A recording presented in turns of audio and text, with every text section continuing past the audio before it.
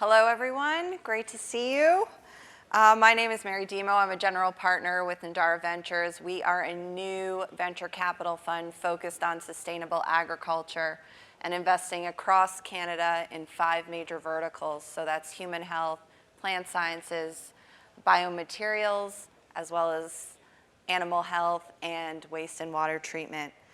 And ultimately, we are investing to make a positive impact on people, animals, and our planet. It is my privilege to welcome up Dr. Lenore Newman today. And for those of you who don't know and are not as familiar with cellular agriculture, it is an innovative approach that bypasses traditional farming methods by producing alternative proteins like meats and dairies in laboratories and bioreactors. It uses cell culturing and tissue engineering, and sustainably can make products like burgers, milk, and more. So we are here with Lenore. Lenore is the author of Dinner on Mars, the technologies that will feed the red planet and transform agriculture on Earth. It's a book that essentially explores how we can feed Martians, and I will let her get into that in a much more depth way. But it uses novel technologies and imagines us creating cheese out of fermenting yeast. It imagines us using lab-grown meats for burgers, and it looks at pharmaceuticals from engineered barley with geothermal energy. Lenore is a Canadian. She has many, many accolades, is the first thing I will say. But she is a Canadian author and geographer, currently the director of the Food and Agriculture Institute at the University of Fraser Valley, and associate professor in geography and the environment. And she holds a research chair in food and agriculture innovation. She's a past Canadian research chair in food security. And so let's welcome Lenore.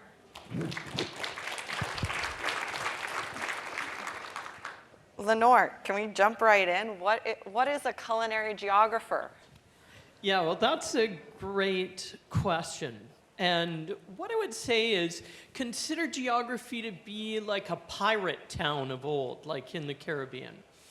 And so when confronted with an environmental physicist with a background in complex systems theory, who is entrepreneurial but somehow studies food for some reason, they stick you in geography, because it's the only place to put you. And so I really do feel there is a bit of an element in that, but at the heart of it, what I do looks at how we use the resources of the earth to provide food. And it is profoundly land-based, but also cultural. And so culinary geography takes that, like right from the very beginning, from where a seed is put in the ground or something is pulled out of the water, and it follows it along through processing, through transport, right until it ends up with you. Okay. And yeah, so it's sort of a strange catch-all term, but it works. Okay. And I mean, you just wrote your 3rd novel, I guess. How is climate change affecting our world? Well, I think it's interesting because the food system is, of course, mission critical. It can't fail because really terrible things happen when it does. But on the flip side, we also know that it's incredibly resilient. And we just went through a pandemic, and the food system didn't fail. And a lot of people thought it would, but it held up pretty well, considering, if we really look at it. And there's actually a problem in that the food system is so resilient, it doesn't respond quickly to change. And climate change is an interesting one because really the food system is a driver.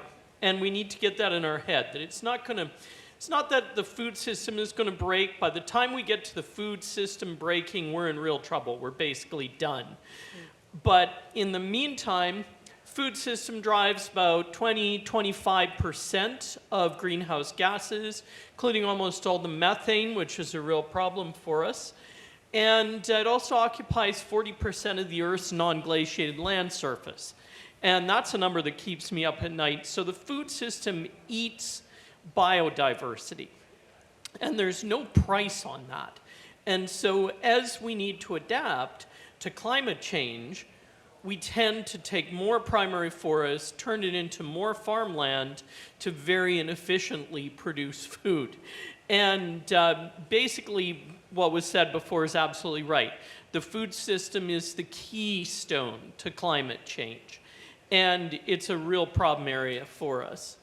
Okay. So you reimagined this new world on Mars. You and Dr. Evan Fraser sat down, came up with this new world. What were the first things in a food system that you guys put together? What are some of those challenges? Give us a bit of an idea of how we can create food on Mars. Well, it started with us being bored because this pandemic happened and suddenly we were trapped in our houses. And although we love the people in our houses, it was different for us because we usually travel a lot. And we were chatting one day and Evan, I believe, said, you know, Elon Musk really wants to go to Mars, but isn't he just going to starve to death? And I thought, yeah, he probably is. I wonder if he knows that and has contemplated that reality. I mean, I kind of got this kind of Franklin expedition thing, except with Teslas, where, you know, there's like all these hungry Martians wandering around. So we decided to see if he would starve. Okay. And it began as kind of a fun exercise. And the answer in the book, and would highly suggest you buy the book, because if all of you buy it, Evan and I can like get lunch. Not dinner, probably lunch. But what we realized is you can feed a Martian city, but it's really hard, and it's hard because you don't get anything for free. In that all the things we assume in the food system on Earth, i.e. that we have all this primary forest we can tear down and put cows on, and that we can dump all our waste into the atmosphere, and we don't have to be efficient, it's all gone. And basically every step is a brutal technological problem. And so can you give us an example of some of the technological problems we would have in that case? Yeah, one of the ones that's kind of fun. You may remember that Matt Damon went to Mars and he grew potatoes. Unfortunately, the dirt on Mars is poisonous. It's full of perchlorate. And so Matt Damon would have died from eating the potatoes. Let's just be clear.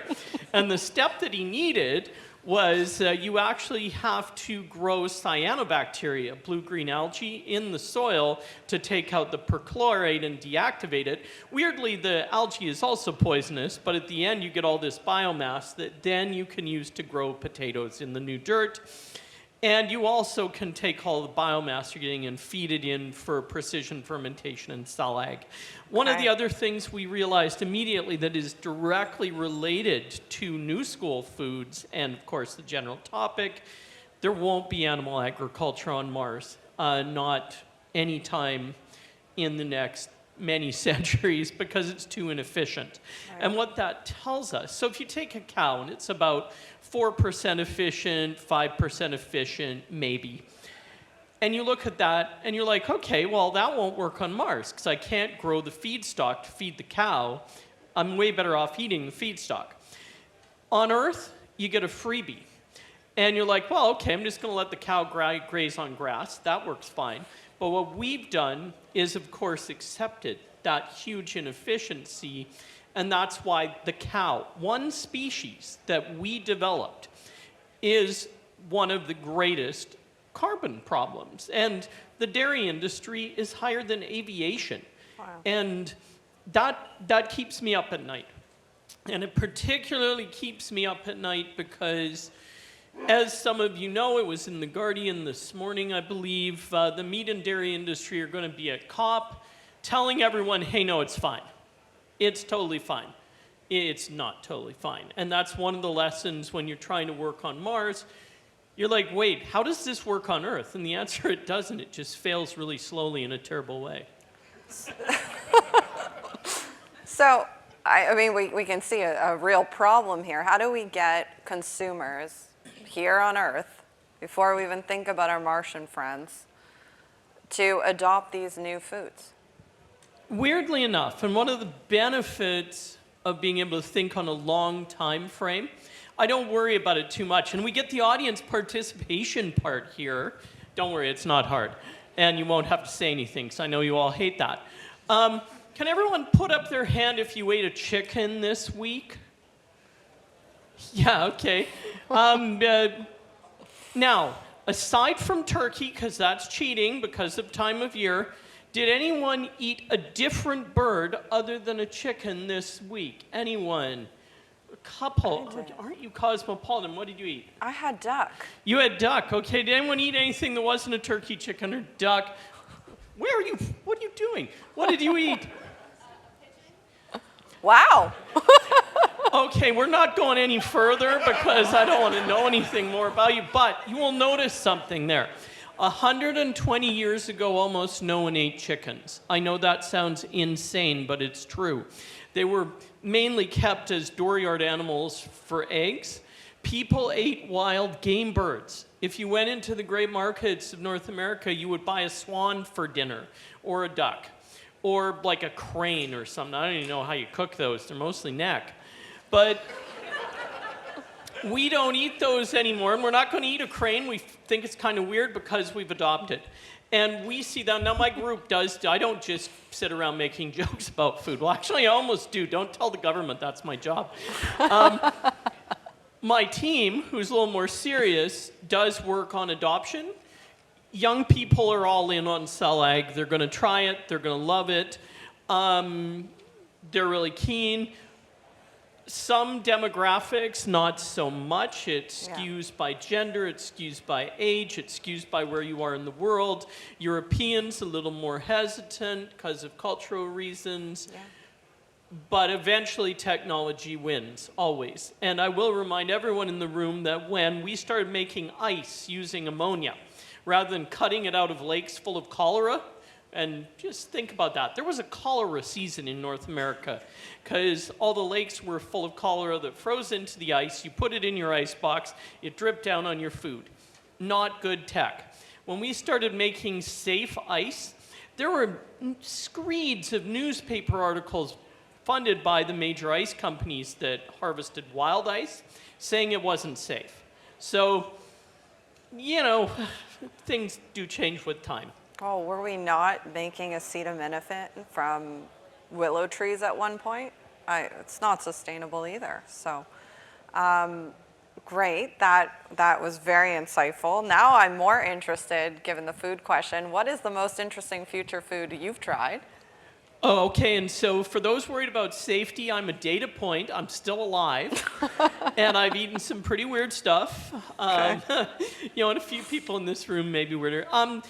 The most interesting one is I've tried wild-type salmon in San Francisco. And it's a cell product. It's grown on a scaffold in a vat. And I'm a fisherman's daughter. I'm fussy. And I know fish really well. I couldn't tell if it was in like a poke bowl. Raw, eating it just plain, I could kind of be like, texture's a little mushy, kind of not quite as crisp as I'd like, but boy, it's close. And they've gone from $2,000 a kilo down to $200 a kilo in about a 3-year, period. So these tech are coming. I've also tried precision fermentation ice cream, but that's not even hard anymore. No. And that, I really thought it would be another 5 years. You can drive across the border, go to Kroger's, and just buy it. I mean, that's crazy. The one other shout out I will make is last time I was in San Francisco, some random person gave me mycelium chicken. Oh, by the way, the students have a pool on when I die from eating random food people hand me in labs. This is actually pretty likely, I think. But mycelium chicken breast, it was great. And it's my new dark horse technology that I think is going to just be, I couldn't tell the difference. And it was really tasty, and you can do it at scale, and scale is So is that really the tech you're betting on? What is the tech you're betting on right now? Precision fermentation all the way. Okay. I think it's going to deeply disrupt how we make all sorts of things, from palm oil to dairy proteins to, well, just anything. It's almost like a replicator from Star Trek. It's Oh, incredible. we could not be more interested in that whole technology as a fund, so I completely agree with that. And I am cognizant of time before we invite the rest of the panel up, but I do want you to tell us about your recent report coming out in February. Yeah, so the Arel Institute, a bunch of us were sitting around and we were like, why doesn't Canada have a national ag tech strategy? Because Singapore has one, the Netherlands have their triple helix, which is beautiful, Ireland has one. Like, there's all these strategies, and it's important. And we were like, why doesn't Canada have one? And the Arel Institute agreed to bankroll Evan Fraser, myself, assisted with Peter Dillon, the board chair of Ocean Spray, who is also, he led work for the BC government on food security, to go out and talk to the entire industry and say, what would a national strategy look like in Canada? And we front-loaded this with a little secret goal that we want to see Canada in the top 3 in ag tech by 2035. Now, right now, by most measures, we're about 8 or 10. Yeah. So there's lots of room on the top side. But so we've been out there asking questions, doing roundtables, interviewing, to try and put together a strategy that works in our context. And we're going to be releasing that in February. We have a What We've Heard report up on the website so far. If you go to the Arel Institute, they've got it up there for us. And our goal is not to create a report to sit on a shelf, but hopefully get some traction, because in my experience around the world, countries who just stand up and say, we are going to be an ag tech leader, become ag tech leaders. It's like you literally have to picture the goal. Well, that's kind of like entrepreneurship 101. Absolutely. And Yeah. so that's what we've been up to in our spare time.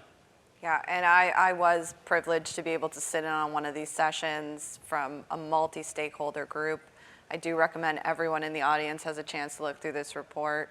I think that just looking at Canada in the silos of how our provinces really do act, there's a lot of challenges, and I think this really shed light on some of those and what could move forward in that direction.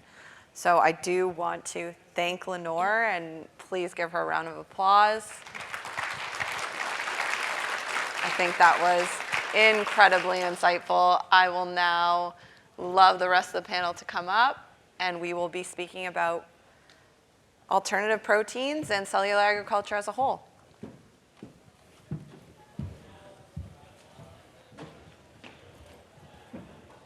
Welcome, everyone.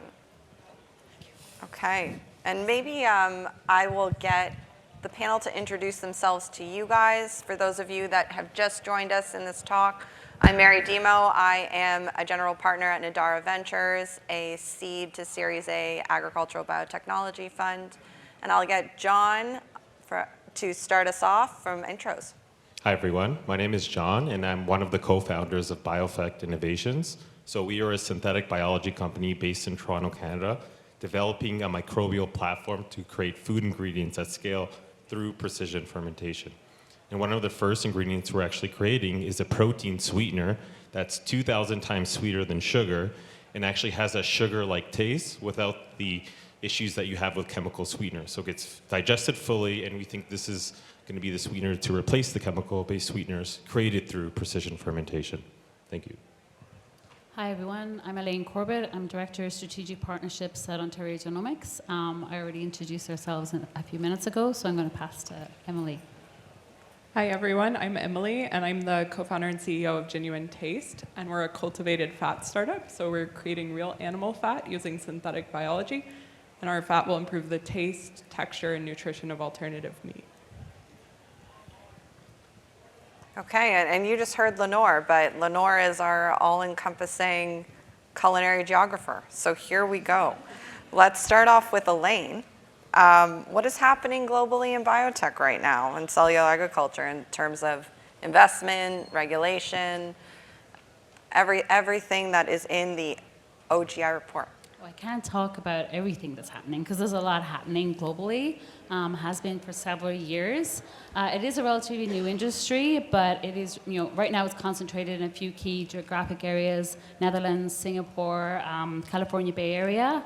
But regulations-wise, we've had fermented products on the market and on the shelf for years. We've been using rennet in cheese for decades, since the 1990s.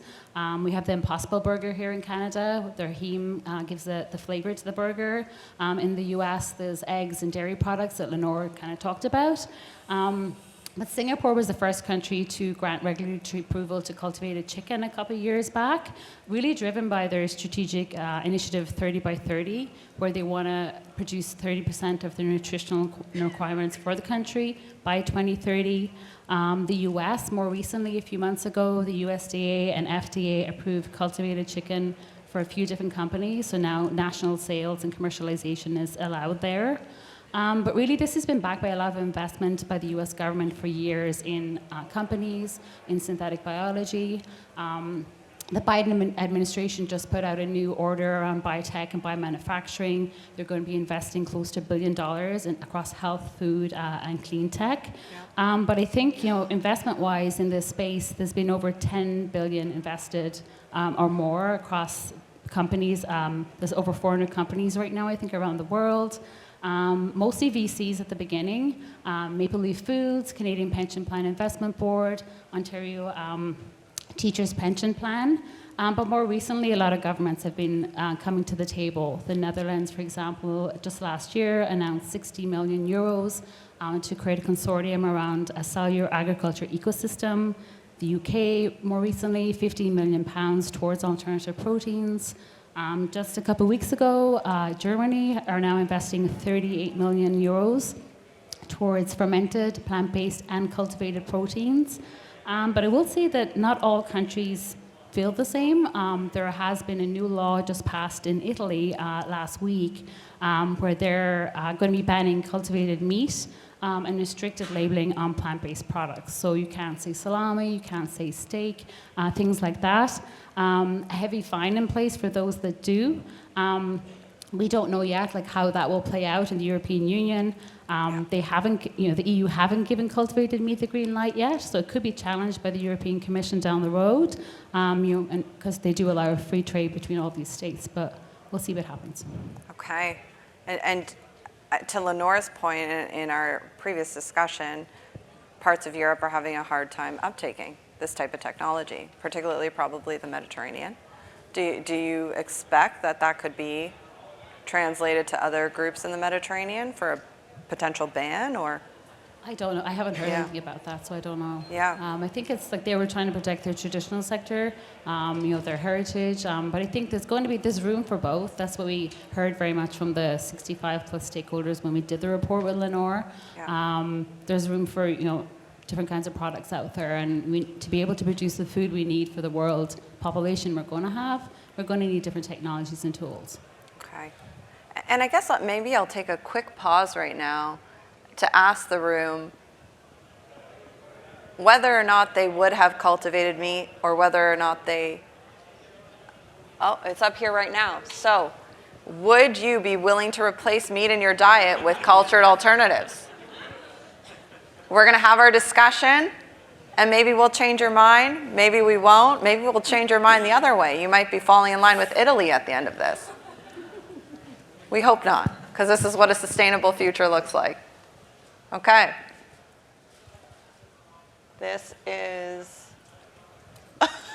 Are people changing their minds? This is actually matching the numbers in the market research right now. Perfect. Okay. So thank you so much for weighing in. We will ask you that again at the end, folks. But let's move right along to Lenore here. What do you say to those concerned about biomanufacturing as a source of carbon emissions? How can we manage that climate impact of culture meat production? Well, putting my serious hat on for a moment, work done out of Finland is sort of the lead group. There's a lab in Finland that's doing benchmarking of these technologies. The numbers for biomanufacturing are vastly better than for conventional. And even putting that aside, even say, because we are trying to benchmark an industry that doesn't exist yet, which is really difficult, but even if we look at it and say, okay, let's say there's significant electricity going into this, it's much easier to decarbonize electricity than to demethane a cow. And I come from a province with excess green electricity, which, yes, is a nice problem to have, but we actually have dams where we've got most of the turbines shut down because there's no need for the energy. And the government's actually out searching for people that need clean energy in big quantity, things like hydrogen, aluminum, etc. And so to me, this is a way to massively to decarbonize. Also, one of the only industries where you can flip it positive, where you can take 20% of the Earth's surface, say, and return it to primary forest, thus securing a big blob of carbon all at once. Okay, that's really insightful. And so we kind of talked a little bit about all the different technologies coming out right now. What are some of the major trends? And I will ask you, Emily, to weigh in on this after as well, once Lenore kind of gives us a very high level. But of course, our two entrepreneurs here on the table are very much at the forefront of these trends. So Lenore, what are some of the ones that you're seeing? Well, I'm really keen on precision fermentation because it exists now and is rapidly scaling. And I think also I do feel that mycelium is a really interesting way to sort of create I think we're going to see a lot of plant hybrids. And I mean, it's one reason, fat is such an exciting area because there's such a nice environmental story about replacing a lot of plant fats and animal fats. But if we want to get a little Star Trek and go forward, one of the ones I'm interested in is the idea, if we get really good at this, we could have nutraceuticals where our food is literally tuned to us. And so you would go to New School and you would buy that salmon steak and it would be made specifically for your specifications. But I mean, that's 40 or 50 years off unless they work really hard. But I think that's the direction we're going in, is really designer products that are, in every way better. Okay, so let's hone in on fat, because nothing makes a good steak like ribbed fat. So what are you doing, Emily? Tell us about fat. Yeah, so thank you for that, Mary. Yeah, so we're creating real animal fat using cells. So right now we're making bovine fat. And so why did we choose to approach fat rather than, say, cultivated muscle tissue? Essentially, it's only like 5 to 10% of the final product, which enables you to enter through other products such as plant-based meat, but it really gives that taste, that texture, the sear, the juiciness that consumers are looking for. So I think when we're thinking about consumer adoption in terms of price and taste, fat is really the right approach to enter the market. And there's a multitude of chassis you can use to cultivate these products, right? What is kind of the backing to your technology? Yeah, so I think there are a lot of, we've talked a lot about precision fermentation, but we're doing cell agriculture cultivated fat. So essentially, one benefit of that is precision fermentation, you're often making one molecule, right? But when you're looking at cell cultivated fat, you're recreating the whole animal fat. So you have a more complex array of molecules. There are a lot of nutritional benefits. You can customize for fatty acid profiles. You can also add in different vitamins and minerals when you're growing the cells. So I think there are a lot of nutritional benefits when we're looking at cultivated fat versus precision fermented fat. But of course, it is a little bit more difficult to do. Of course. Okay. And so let's move right to you, John. What about BioEffect? How are you tackling these challenges right now? You said 2,000 times sweeter. Yeah. I guess the stevia is 300 times sweeter. Yeah, exactly. So you are just doing a wealth of a job for that industry. Tell us what you're doing.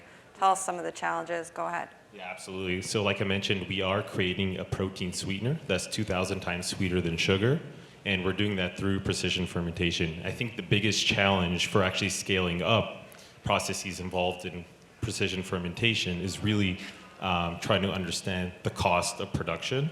So for us, we would rather partner with contract manufacturers that have the existing fermentation infrastructure that can support pilot and demonstration, so you can have the full end-to-end manufacturing without necessarily spending a lot of money on heavy capex. So this is a pretty capital light venture to actually contract that out.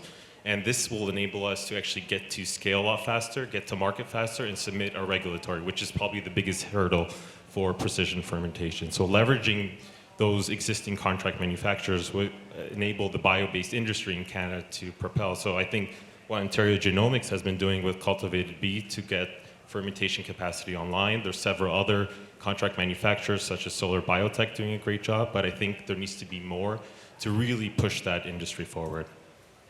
Okay, and I might go right to you, Elaine, here.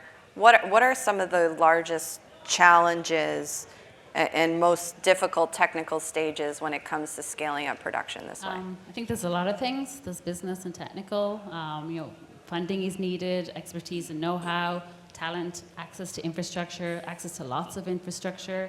You start at very small bioreactors on the bench, all the way up to thousands of liters potentially. You fermented products, which are a little closer to scale, but still technically challenging and unique. Cultivated products are a little bit more complicated, maybe a little bit further down the road. But I think a lack of infrastructure for commercial pilot scale is really needed, not just in Canada, but globally, and there really is an opportunity. So I guess some of the things we're trying to do that John talked about, like we have a partnership with the Cultivated Bee. They are a European company, traditionally meat processing company, that forayed into the plant-based space several years ago, and more recently Salag and precision fermentation. So they have a new site at Burlington, Ontario, where they will be manufacturing bioreactors. But we partner with them on an innovation hub. It's 25,000 square feet, where there'll be lab space, office space, access to bioreactors and mentorship to help companies here grow and scale. Okay, that's great. Yeah. All right, and so the scaling up process is a long one. It's an expensive one right now. Lenore, I might come to you here as well as our entrepreneurs. What is the cost of these products? Right now, they are more expensive than meat products, although our grocery stores are really making that difficult to maintain as well. But what is the year? Is the year, I think, 2030 when these are on parity? What does that look like? Does that help adoption? Yeah, it is true that price is king. And from our work and the work of, to be honest, every other, food academic ever, people care about three things in order. It has to be cheap. It has to be reasonably healthy, i.e. it won't kill you. And number two, there are some health and ethical concerns that come third. They're there, but you can't drive a market on it. And price is the main one. But the amazing thing with these technologies that I think is going to be a surprise when it comes is that it's the price is decreasing exponentially, and you can't make conventional much cheaper than it is now. In fact, it will probably keep getting more expensive to do conventional agriculture as climate change worsens. And so at a magic time, which I do think is probably about, let's say 2030, so I have some breathing room and everyone doesn't say that I was wrong.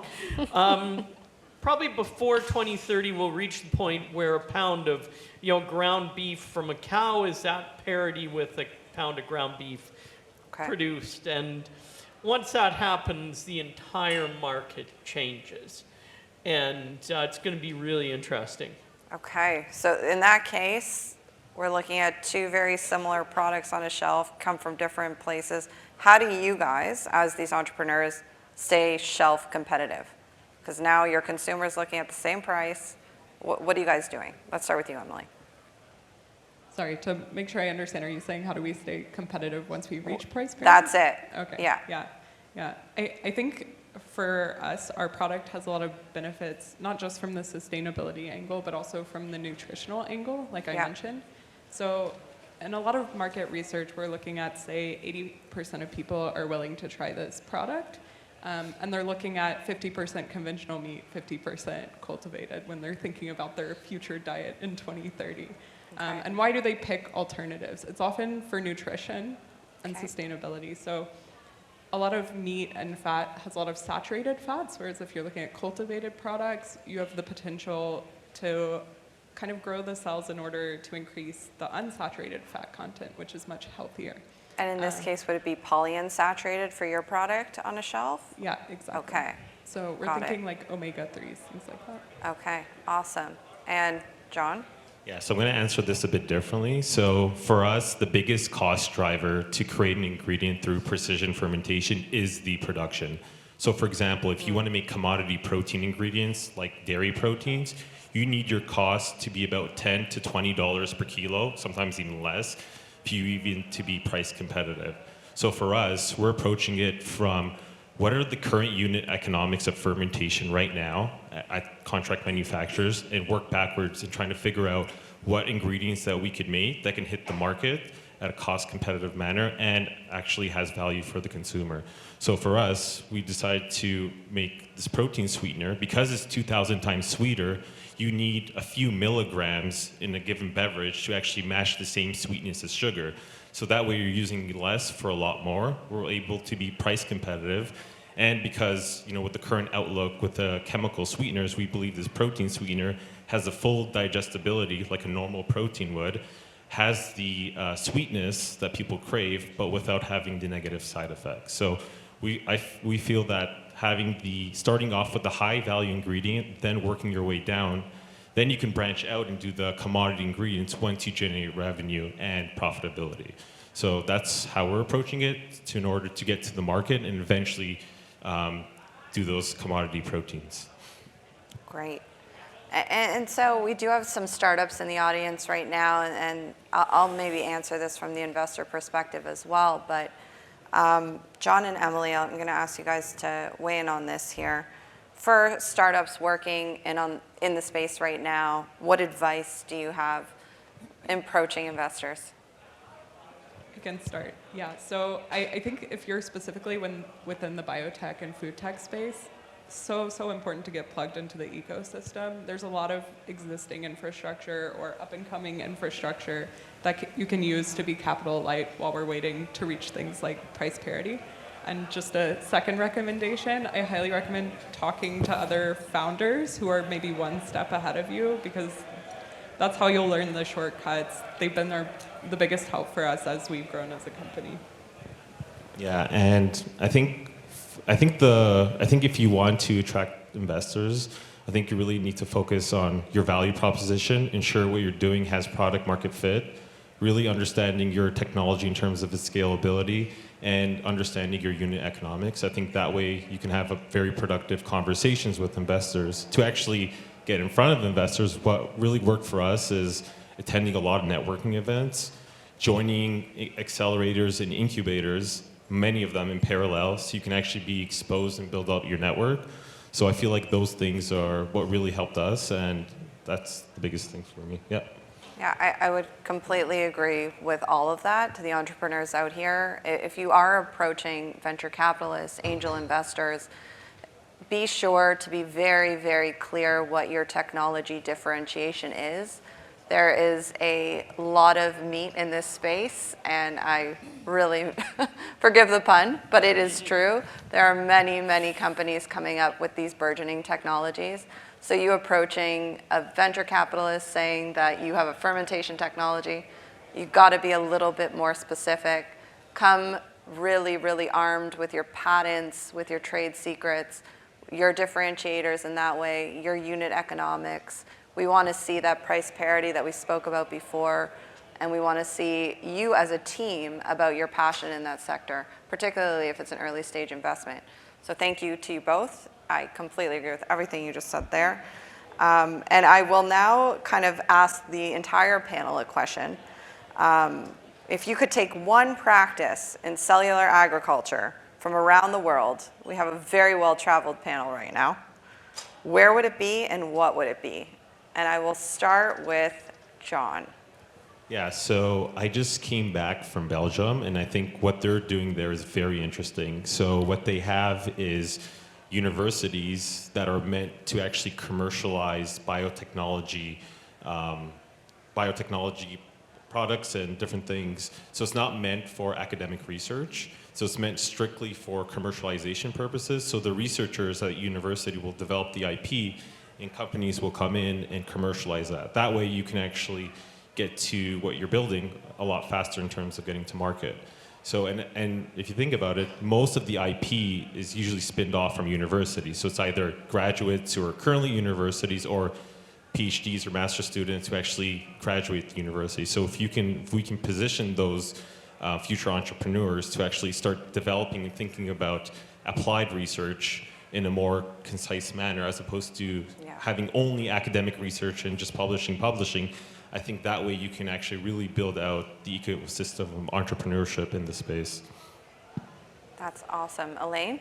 It's hard to pick one. I know. I think the Netherlands is a good example. We heard from our report there was support for different things that would be needed, and we really tried to do that in the work that we do. They have a great example of that large consortium that we have, and we have funded one with Genuine Canada, $10 million consortium on cultivated meat. A lot of great academics in Ontario and across the country. Also supporting startups through our BioCrate program. So I think we're trying to, Canada is so large, we've got different regions. I think every province is doing something in this. I think there's learnings from different places that we can take.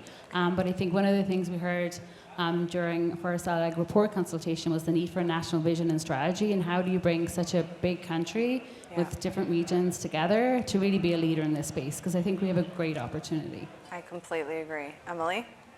Yeah, so mine will be a little bit different, perhaps, because we come from the perspective where we didn't start out of a university lab, we actually started out of a VC-backed incubator. So one of our biggest challenges is recruiting really talented staff that we can afford. And we've talked to a lot of early stage companies in Europe, and we've noticed they're able to build out their teams a lot more quickly because they often offer things like tax incentives where the employee doesn't have to pay income tax for the first year or two, or wage subsidies to cover the first year. And I think Canada has a lot of great wage subsidy programs, but it's often puts a lot of burden on the startup, or it ties you up with university staff that might not be on your core team. And can really slow you down. So would love to see more of that in Canada. Awesome. And Lenore? Yeah, it's a tough question because there's a lot to choose from. But I would love to see us do what Singapore did, where first off, they said, okay, we're going to produce 30% of our food domestically by 2030, which is a totally insane goal at the start. And so they had the vision, they articulated it, and then they operationalized it in a really interesting set of ways. And so we see a lot of cell ag and precision fermentation happening there, partly because they said to family wealth managers, hey, if you come here and invest in this area, we'll give you a really nice tax break. So the government put some teeth behind that to draw in money to create an ecosystem. And there's no reason we couldn't do that. I completely agree. Okay, so we are at the end of time, but I will ask you guys now, after this very, very informative panel, would you be willing to replace meat in your diet with a cultured alternative? And if you could re-vote, are we up? I think we're up. That's awesome. They're pretty progressive, this group. That's wicked. What, I mean, 25 minutes did that. What could an hour do? Perfect. Okay, well, thank you so much to our panelists for their insights.